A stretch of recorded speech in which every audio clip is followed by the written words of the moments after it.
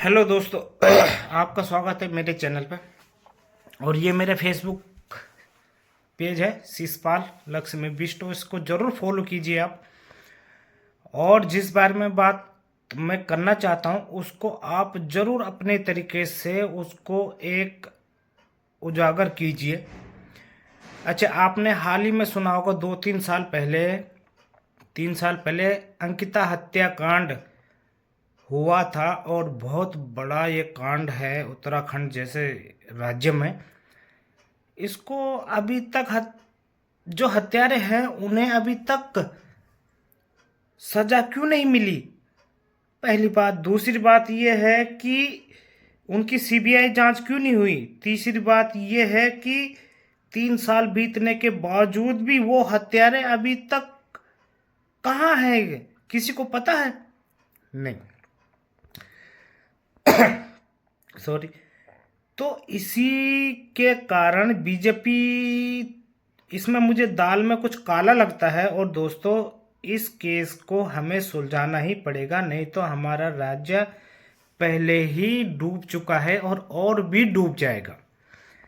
अगर हम ऐसे ही सहते रहें और ऐसे ही हम ये कहते रहे कि हो गया जो हो गया, 3 साल बीत गए। ऐसे ही बीजेपी ने भी सोचा था कि 2-3 साल बीत जाएंगे, सब लोग भूल जाएंगे और उसके बाद हम जो भी ये हत्यारे हैं उसको हम जो है छोड़ देंगे, सब भूल जाएगा। लेकिन अब ऐसा नहीं होगा, ये नया जनरेशन है, ये छोड़ेगा नहीं। और इसमें क्योंकि बीजेपी का नाम मैं इसलिए ले रहा हूँ क्योंकि इसमें बीजेपी का ही काम है और किसी दूसरे पार्टी का नहीं है। इसलिए बीजेपी और सत्ता में भी बीजेपी है, बीजेपी चाहे तो सजा दिलवा सकती है, लेकिन नहीं दिलवा दिए भैया। ये बहुत ही बड़ा मामला हो चुका है और इसके कारण आप जानते हो कि उत्तराखंड राज्य अगर ऐसा ही हम सोचते रहें तो एक दिन गड्ढे में ही चल जाए, कहीं नाम नहीं रहेगा उत्तराखंड का। इसीलिए हमारे छोटे से शहर में भी क्या कहते हैं, धुमाकोट नैनीताल में भी एक प्रोटेक्स हुआ था। वो भी मैं आपको छोटा सा एक झलक आपको दिखा देता हूँ। अंकिता हम शर्मिंदा है, अंकिता हम शर्मिंदा है, अंकिता भंडारी को न्याय दो, अंकिता भंडारी को न्याय दो, बलात्कारियों को फांसी दो, ये तो आपने देख लिया होगा। एक और न्यूज चैनल के बारे में मैं आपको बताना चाहता हूँ जिसने साफ साफ अपराधियों के नाम लिए हैं और ये भी बताया है कि इन्हें बीजेपी ने बचाया है, बकायदा नाम भी लिया है कि मुख्यमंत्री जी ने बचाया हुआ है। और हम एकदम सच मानेंगे, क्यों नहीं मानेंगे भाई। मुख्यमंत्री ने इस केस में अभी तक कार्यवाही क्या की है, किसी को पता है? किसी एक को अगर पता हो तो मुझे बताओ कि इस अंकिता हत्याकांड में मुख्यमंत्री ने क्या एक्शन लिया था, क्या सीबीआई से कार्रवाई करवाई थी? नहीं करवाई थी, इसीलिए बता भी नहीं पा रहे हैं। और इसीलिए ये एक न्यूज चैनल है जिसने साफ साफ बोला है कि मुख्यमंत्री इनको बचा रहे हैं। ये एकदम सही बात है दोस्तों, और ये बीजेपी की सत्ता है और बीजेपी ही इनको बचा रही है। 2 लोगों के नाम है इसमें, मैं फिर बता रहा हूँ, एक दुष्यंत गौतम और एक अजय कुमार। मुख्यमंत्री ने बचा रखा ना उसको, मुख्यमंत्री ने बचा रखा, ये शब्द इसके हैं। उत्तराखंड के चर्चित अंकिता भंडारी हत्याकांड ने एक बार फिर देवभूमि में हलचल मचा दी है। बीजेपी से निष्कासित हरिद्वार जिले के ज्वालापुर से पूर्व विधायक सुरेश राठौर की कथित पत्नी उर्मिला सनावर ने एक और ऑडियो जारी कर दिया है जिसमें उन्होंने अंकिता भंडारी के हत्यारों का नाम उजागर करने का दावा किया है। और ये नाम कोई और नहीं बल्कि बीजेपी के राष्ट्रीय महासचिव और प्रदेश प्रभारी और संगठन महामंत्री अजय का है। वायरल वीडियो में आरोप लगाया गया कि दुष्यंत कुमार ने ही अंकिता पर शारीरिक संबंध बनाने का दबाव बनाया था, जिसके लिए अंकिता ने मना किया तो उसकी हत्या कर दी गई। अंकिता भंडारी को उसने प्रेशर किया कि तू दुष्यंत रात को इसके साथ सोगी। अगर दुष्यंत गौतम को अभी पार्टी ये कह देती कि पल्ला झाड़ देती तो पार्टी गिर जाती, भारतीय जनता पार्टी गिर जाती। दो लोगों के नाम है इसमें, मैं फिर बता रहा हूँ, एक दुष्यंत गौतम और एक अजय कुमार, वो संगठन महामंत्री। दोनों उसके महामंत्री संगठन।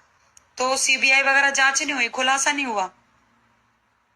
अरे भैया सीबीआई मैं बता रहा हूँ, पार्टी बचा देती है, पार्टी की छवि खत्म हो जाती है। तो वहीं इससे पहले उर्मिला सनावर ने आरोप लगाया था कि गट्टू नाम का व्यक्ति अंकिता भंडारी हत्याकांड तो आपने देख लिया होगा। और उसका जो बाप है दुष्यंत कुमार, वो तो खैर कहे गए, वो तो अपराधी है ही, तो अपने बच्चे को भी बचाएगा और खुद को भी बचाएगा। जबकि न्यूज़ चैनल वाले ने साफ साफ कहा है कि इसी ने ही उसको बोला था, और इसी ने ही जब उस अंकिता ने मना किया था तो इसी ने ही हत्या करने के लिए भी बोला था। तो जब आम आदमी बोल रहा है, सभी बोल रहे हैं, तो इनको सीबीआई जांच करने में क्या जा रहा है? अपराधियों को जेल डालने में क्या जा रहा है? उम्र कैद करो, उनके लिए फांसी की सजा दो, जो सजा हो दो तो सही, पर नहीं दे रहा है। बीजेपी बचा रही है और ऐसे ही बचाती रहेगी ना तो सत्ता से ऐसा उखाड़ फेंक देंगे कि कहीं भी पता नहीं चलेगा इनका। ठीक है, ये उत्तराखंड में बिल्कुल नहीं चलेगा।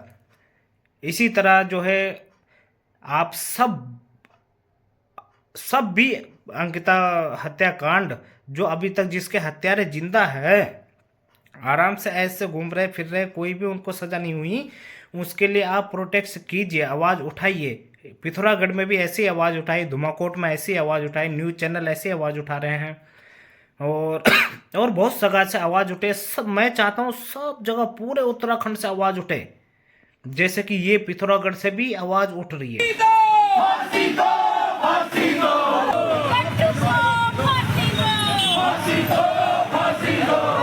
और आज भारतीय जनता पार्टी का प्रदेश अध्यक्ष ये कहता है कि ये कांग्रेस की साजिश है।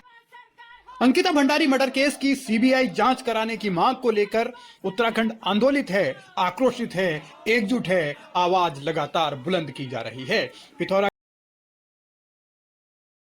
शर्म करो, शर्म करो, शर्म करो। अंकिता भंडारी के हत्यारों को फांसी दो।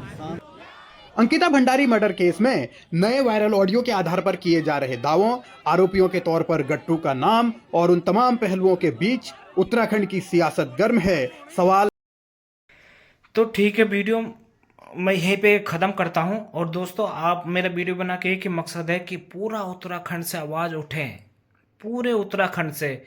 उसके बाद जो लोग बाहर रहते हैं अदर राज्य में, वो भी अपने अपने तरीके से सोशल मीडिया या कुछ भी तरीका उनको लगता हो तो वहीं से आवाज़ उठाएं, और ये आवाज़ वहाँ तक पहुँचनी चाहिए जहाँ तक उन अपराधियों को पकड़ा जाए और सज़ा दी जाए। इसके लिए चाहे हमें सत्ता से या सत्ताधारियों को जो इनको बचा रहे हैं या कोई भी हो, उनको चाहे निकाल फेंकना होगा, लेकिन ये आवाज़ इस बार तब तक नहीं रुकनी चाहिए, तब तक नहीं झुकनी चाहिए जब तक उसके हत्यारे, अंकिता भंडारी के हत्यारे को फांसी की सज़ा ना हो जाए। तो ये आप ठान लीजिए। और ये वीडियो देख के मुझे लगता है कि आपके भी ज़रूर दिल में कुछ ना कुछ तो होगा, इस आवाज़ उठाने के लिए कोई मदद करेगा मेरी वीडियो। प्लीज़ आप सब उठिए और इसके लिए एक सुर में आवाज़ उठाइए। धन्यवाद।